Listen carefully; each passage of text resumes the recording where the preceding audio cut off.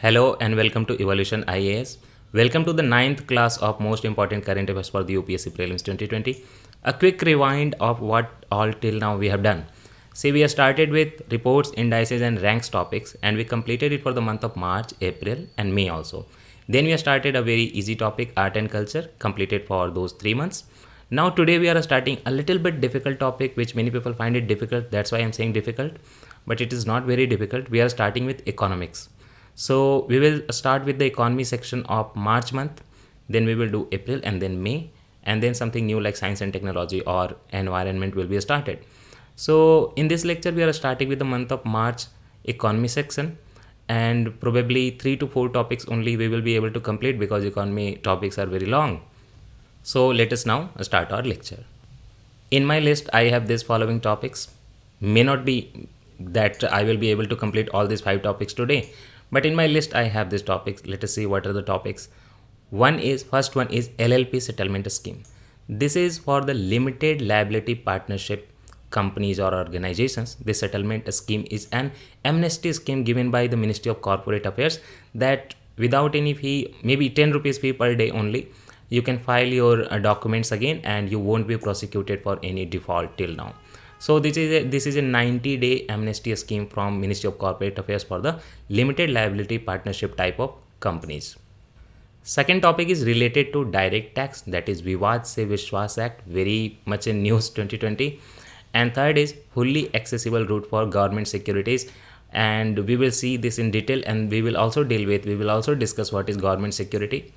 Then one scheme is coming from Reserve Bank of India for the foreign portfolio investors, and that scheme is voluntary retention route. We will discuss it. And then Basel III norms, you already know. Basel headquarters situated in Switzerland, and it is an like a governing body of various central banks situated in all over the world. So they prescribe some limits, some precautions, and the other central banks of various countries, for example RBI in India, Federal Bank in USA, they follow them, right, for the stabilization in whole banking and economy sector. So these are our 5 topics in sight. Let us see how many we can do today. Now we are starting with LLP settlement scheme. What is that and what is LLP also? So what is LLP settlement scheme? First of all, LLP means limited liability partnership, which I will be explaining to you in the next slide. This scheme has come from the Ministry of Corporate Affairs. The announcement was done by Ministry of Finance, that is fine. But the scheme is coming from Ministry of Corporate Affairs, and the whole scheme is known as Limited Liability Partnership Settlement Scheme 2020. So why it is being done, what is the duration, and what is the provision of the scheme, we will see in the next slide. See, there are many limited liability partnership firms in India which were having delay in filing the mandatory documents to the registrar. They need to provide 4 documents, but they were not providing because there is limited liability. So nobody is singularly responsible. There is dispersed liability. So we could see that almost 20 to 25% of the LLPs, almost 11,000 of them, 11,000 of the LLP had not filed their documents with the government. Another data is that we have almost 1.25 lakh LLPs registered in the country. Out of that, 20 to 25% will benefit from this scheme. And how? And why the government is doing that? See, in the Limited Liability Partnership Act, for any delay in filing the document, the charges were rupees 100 per day, and there was no upper limit. So suppose a company hadn't filed the document with the government registrar from last 10 years. So that company, if goes to the government will take a huge cost. So they were just delaying it. So government is now saying that we are giving you a window of 90 days, and that window of 90 days will be running from March 16 to June 13, already passed because this is the news of March. So March 16 to June 13, we are giving you a window of 90 days. You can file your documents with the government, and for this, any day, 1 day delay fee will be only rupees 10, and the upper limit will be set at rupees 5,000 only. So many of the companies who hadn't filed the documents, the 4 forms, will be now filing the documents. So how does the government benefit? By filing their documents, they will come in the legal fold, and the government will be able to control them, oversee them. That is the purpose of the government. And the companies will be coming, firms will be coming to file the documents because the charges for the delay is very low. So that is why it is called an amnesty scheme. दान कर्म, एक बार की छूट, रियायत. So what is the information government is seeking? See, LLPs need to provide 4 forms filled with the government, and those documents provide the details about what kind of partnership they have, what are the partners, what kind of agreement they have, what kind of accounts they are maintaining, and what is the annual return they are filing with the government about their profit. So these all informations will come with the government, and government will be able to control those LLPs very well. They will come in the legal fold, and the LLPs will be having a benefit that the upper limit is only 5,000 for the delay, and per day delay is only rupees 10 instead of 100 per day, and no upper limit in the LLP Act. And this is a one-time benefit being given to LLPs. Okay, one-time benefit only, that you provide your documents with the registrar, one-time 90-day window we are giving to you. And if you provide the documents in the 90 days period, you won't be prosecuted for any default you have done in not providing those 4 forms, 4 documents. So you are gaining a legal immunity, and we are gaining your documents, and we will be able to control you, and we won't prosecute you for this. So this is the limited liability partnership settlement scheme. Now we need to know what is limited liability partnership. See, these are kind of firms where people unite together, make a partnership or agreement, and the liability for any default, any responsibility is not pointed at one person. This is a dispersed liability. So that is why many people go for limited liability partnership. See, limited liability, not full liability. For example, you and me make a limited liability partnership. So tomorrow if we do anything, for example in tax filing, we do some default and we are not filing the return, so the responsibility will not come to me only or you only, it will come to both of us in a limited amount. So that is the benefit the partnership get. See, a limited liability partnership is a partnership in which some or all partners have limited liability. It's not that 100 partners will be there and 100 will be having the responsibility. Maybe only 5 people, but not only one person. That is the trick. It therefore exhibits elements of partnership and corporation also. In an LLP, one partner is not responsible or liable for another partner's misconduct or negligence. Tomorrow, if I do some default, you will not be responsible. Limited responsibility will come to me only in a limited amount. An NLP is a body corporate and legal entity because it is controlled by an act separately made legislation. You see, LLP Act 2008 has the provisions of the also see, separate legislation is there, LLP Act 2008, and also the provisions of Indian Partnership Act 1932 are not applicable to an LLP. So what is applicable? The simple contractual agreement between the partners, that will be applicable, and Indian Partnership Act 1932 is not applicable over this limited liability partnership. So the act responsible is LLP Act 2008, and this contractual agreement between the partners, that is how they are regulated. Now comes our very next important topic, that is direct tax code related Vivad se Vishwas Act 2020. So who do not know Hindi, Vivad is conflict, okay, problems between two people or more than two people, and Vishwas is trust. So no conflict, only trust. That is the purpose of this direct tax code Vivad se Vishwas scheme or Act 2020. First of all, this is a act, okay, a bill came and then it became an act. Parliament passed. See, Parliament passed Direct Tax Vivad se Vishwas Act 2020. So what is something so big about that we had to make an act itself, Vivad se Vishwas Act 2020? First of all, let us go into the history of this bill. What we are reading right now is the act which was passed by the Parliament, but now let us go in the history of the bill, why it was proposed. See, the bill has an aim. It is for the resolution of the direct tax related disputes pending in various courts at various tribunals in a speedy manner, so that we can recover some money and the taxpayer is also not burdened. In fact, on February 1, when the budget came, our finance minister Nirmala Sitharaman said that in the past you remember, to reduce the tax litigations and recover some money and give some relaxation or amnesty to the taxpayer. In last budget, we came with Sabka Vishwas scheme. And with that scheme, we had actually reduced litigation for the indirect taxes, okay, indirect taxes, and we settled the cases of 1,89,000 cases were settled, and a huge amount of recovery was done. So in last budget, we came for a tax litigation dispute settlement scheme that was for indirect taxes. That was Sabka Vishwas scheme. Now we are coming with a direct tax related amnesty scheme, that is Direct Tax Vivad Se Vishwas Act 2020. Also, the finance minister, while proposing this bill, said that there are almost 4,83,000. See, more than indirect tax cases. 4,83,000 cases of related to direct tax, which are pending in various appellate forums. For example, Commissioner Appeals, ITAT or institution, High Court, Supreme Court, everywhere almost 4,83,000 cases are pending related to direct tax. So the purpose of this bill, or the purpose of the bill, was that to reduce litigation in the direct tax arena and recover some money for the government in a very speedy manner, and also produce ease of doing business by relaxing this taxpayer from the litigation purposes. So what was the provision in the original bill? Original bill said that if a particular dispute related tax dispute is there, so if the taxpayer pays the original amount, which is the dispute amount, he will not be required to pay any interest or penalty, but the condition was that it should be paid by March 31st 2020. Okay, and any person who is availing that scheme after March 31 2020 till June 30 2020, that was the time the scheme was supposed to end, but I tell you that currently the scheme has been extended to 31st of December 2020.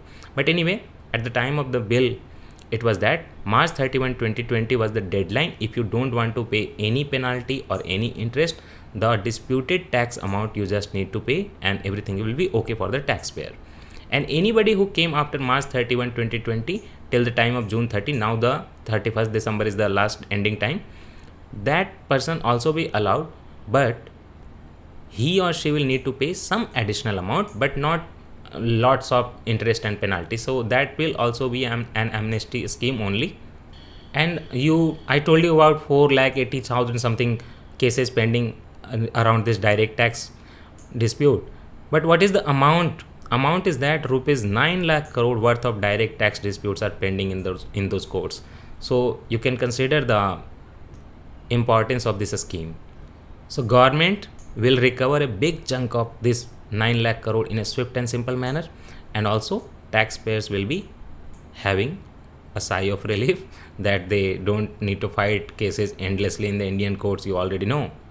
A real purpose is that government is having huge shortfall in revenue. Okay, so this is how some part of, even if out of 9 lakh crore they get, for example, 6 lakh crore, that will help them fill their big shortfall in revenue, especially tax revenues. Okay, so that is how the scheme makes a lot of sense. It says that.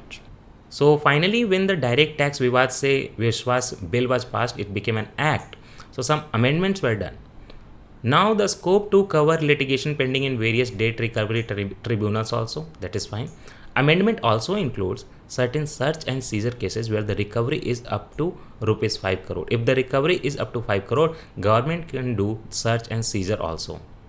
So what kind of direct taxes? See, income tax, corporate tax, है ना?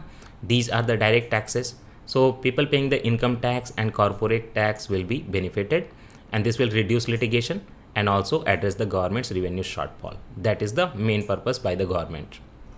The reason is that direct tax collections have been very low in this budget, lower than their previous budget targets also, because there is overall economic slowdown, and you know the COVID condition also, and there was by the finance minister, there was a corporate tax rate cut also in September 2019. So there is a huge revenue shortfall in direct taxes. So this scheme will somehow help to fill the government's coffer. Okay, the act also says that if, for example, a dispute is resolved, then the designated authority, wherever the case is pending, that designated authority cannot levy any interest or penalty over that case. Okay, that case will be considered resolved and the person will not be prosecuted in any manner. And once this dispute is resolved, this will not go to any appellate forum, not allowed. So that is how we are doing a speedy recovery. But there is a condition, there is a tweak. Suppose someone gives a false information, and suppose someone violates the Income Tax Act 1961. In that case, the dispute will not be considered resolved, and then it can go to appellate. The revival of dispute will happen, and then it can go to upper court also. Our next scheme is fully accessible route for government securities, and that is released by Reserve Bank of India. You see, fully accessible route for government securities. So what is it? See, this is a separate channel from which the money will come from non-residents. Non-residents who will be living outside India, they will send money and invest in government securities. For that, RBI has released a separate channel, and that separate channel is known as fully accessible route. And not all government securities or government bonds will be open for the investment. Only a specified government bonds will be open for the investment by non-residents, and that will come through fully accessible route released by Reserve Bank of India, and this scheme will be effective from April 1, already effective now. So what is fully accessible route, which is a new thing by RBI for the non-residents or for investing in government securities? We need to see that fully accessible route, FAR. RBI says that some eligible investors, non-residents, can now invest in a specified government securities, and there will be no investment ceiling. There will be no upper limit without any restriction. See, the money coming from outside is always a matter of doubt. So that is why previously it was having a ceiling that only that much only you can invest in government security. What about someone is malified and invest in government securities, and tomorrow he flees with the money? The government securities will be endangered, right? There will no one will be trusting because investment was very incorrect. So that is why there was ceiling. But now we have the problem of money and investment. So RBI has released this scheme separate channel that now you can fully access investment in government securities. Only a specified government securities which are less vulnerable, the investment can be done from non-residents, and that will have no ceiling. That is how this is called fully accessible route for the non-residents. This move is coming from RBI, but government gave an indication in union budget itself. They had announced that certain specified categories of government bonds will be fully opened for non-resident investors, and there will be no restriction, and that is why the RBI is following up and coming with fully accessible route for government securities. So do we have only one investment route for the non-residents in government securities? No, this is a third route. Previously also we had two existing routes. One was medium term framework, MTF, and second one was voluntary retention route, or VRR. So let us now understand what is voluntary retention route, or VRR. See, this scheme was also from RBI and previously, and RBI had said that this separate channel VRR, which was already in action, okay, this particular scheme which I am teaching you came now, but before that also for the foreign portfolio investors to invest in government debt market, RBI came with a scheme VRR, voluntary retention route. You see, voluntary retention. So some amount of money invested in the Indian market or government securities or corporate securities, those companies or foreign portfolio investors had to retain for some time. That was the condition. See, the purpose was that is how the long term investments will come in Indian debt market. You know, Indian debt market has a problem of investment. So if foreign portfolio investors are investing, the Indian debt market will become deep and strong. So in this scheme of voluntary retention route, it provided operational flexibility in terms of instrument choices between exemption from certain regulatory requirement. What does that mean? RBI said that you can invest in government security and some corporate bonds also, and many regulatory requirements we will relax. You just invest, not a problem. So that was voluntary retention route, but there were conditions. The aggregate investment limit by an FPI will be 40,000 crore for government voluntary retention route. For example, an FPI is coming in India and trying to invest in government securities. So the upper limit will be only 40,000 crore. And if that FPI is investment in corporate bonds, the private corporate bond, that investment limit will be only 35,000 crore. But in the new scheme, there is no investment limit, but only for the specified government securities. Also, now we had this term retention route. So you can make an investment of 40,000 crore in government security and 35,000 crore in corporate bonds, but then you will have to retain the money invested for a period of at least 3 years. During that period, you can take out 25% of your investment, but 75% of the investment had to be retained in India. That was the condition, so that volatility doesn't increase. Okay, the money does not become helicopter money and is taken outside from India, giving destabilization to Indian economy. That should not happen. So they had to retain this. That is why retention route, 75% of the investment for 3 years period at least. So what will be the benefit of this fully accessible route for government securities? Obviously, this will cause ease of doing business for the non-residents in Indian government securities market and facilitate inclusion in global bond indices. Okay, we are getting investment from outside. The Indian government securities getting investment from outside. So in global bond indices also our government securities will have a place. This would also facilitate inflow of a stable foreign investment in government bonds, because we are specifying that only these particular bonds you have to invest in. So that will bring a stability. So now I already told you that I will be telling about the government security also. So what is GSEC or government security? See, this is a tradable instrument. Tradable instrument means tomorrow you can buy from government and then I can buy from you. That is why tradable instrument, and it is issued by the central government, and state governments also release government securities, and it acknowledges the government's debt obligations. So government says that today you are buying this government security from me, so tomorrow you can come to us and we will pay you back the money you had invested in ourselves. So government has the debt obligation, and that is why it is considered very safe mode of investment, because it deals with the sovereignty of a government. If government does not pay you back, that means the government is in danger and that economy is very much unstable and weak. So government will pay you anyway, but the investment rate, obviously because there is so much safety, the investment rate, the return will be very low, because there is no risk, or you can say minimum risk, so there is no gain also, or minimum gain also. Government securities carry practically no risk. Already told you, government won't default, okay, except some governments in Eastern Europe and maybe Pakistan also. Indian government, USA government, UK government, these governments do not default, and so they are considered as risk-free gilt-edged instrument. You remember that risk-free government instruments are also known as, in UK it is also known as gilt-edged instrument.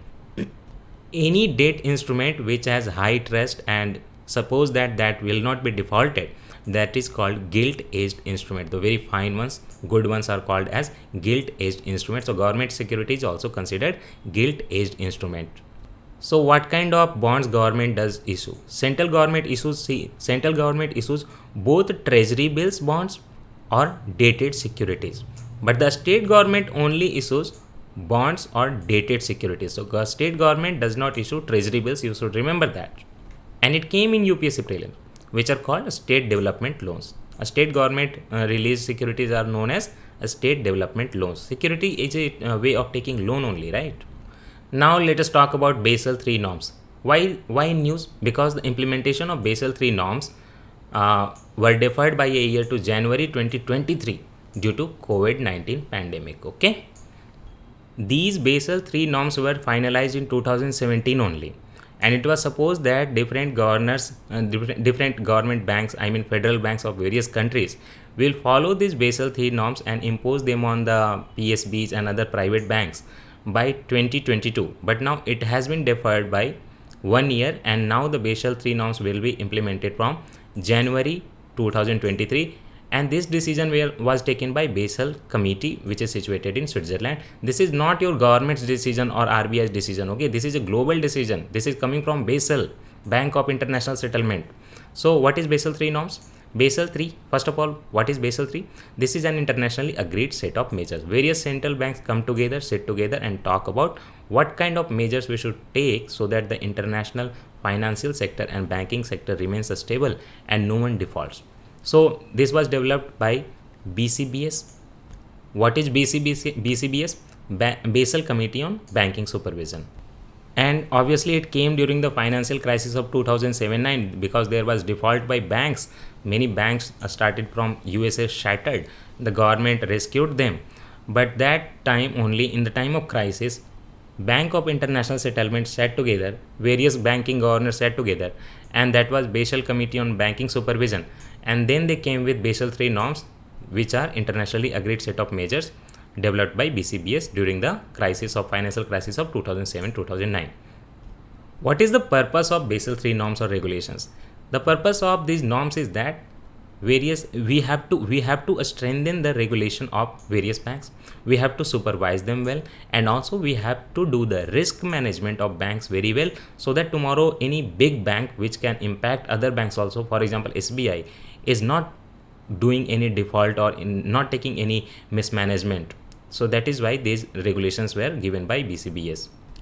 decision or regulation was created by BCBS, and various central banks will have to implement this in their jurisdiction or in their country. That was decided. Basel 3 norms have three pillars. It has three components: pillar 1, pillar 2, pillar 3. What are these?